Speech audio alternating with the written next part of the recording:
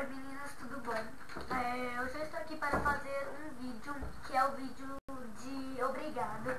Então assim, eu sempre peço para vocês se inscreverem, que vocês cliquem no gostei, que vocês comentem, pode ser comentário bom ou ruim, mas eu sempre estou pedindo.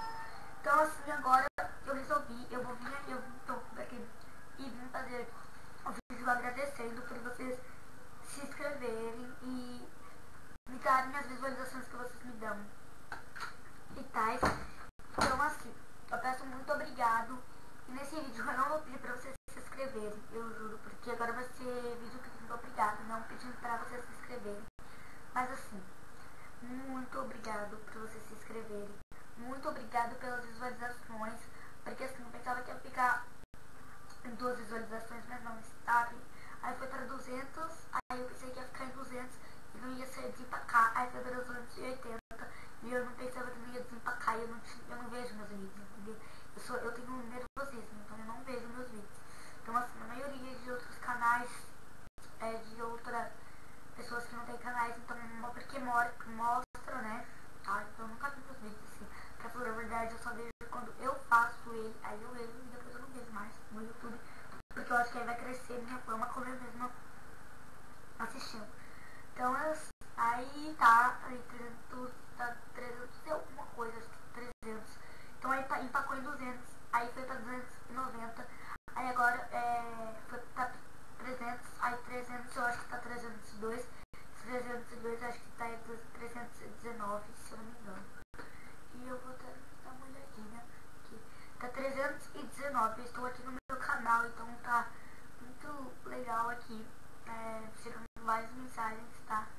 Então assim, muito obrigada por vocês assistirem meu vídeo e tais.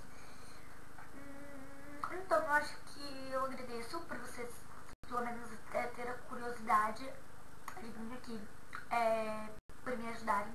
Então assim, eu falei que eu ia conseguir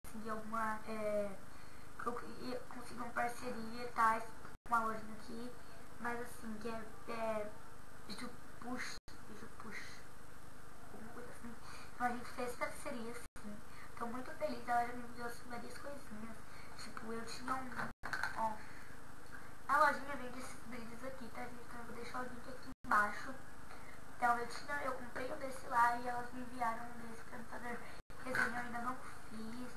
Me mandaram um e-mail que é linha passada esse, mas eles ainda veem bem linha passada ele, que é aqueles assim, ó, que você pega, gira ele e tais.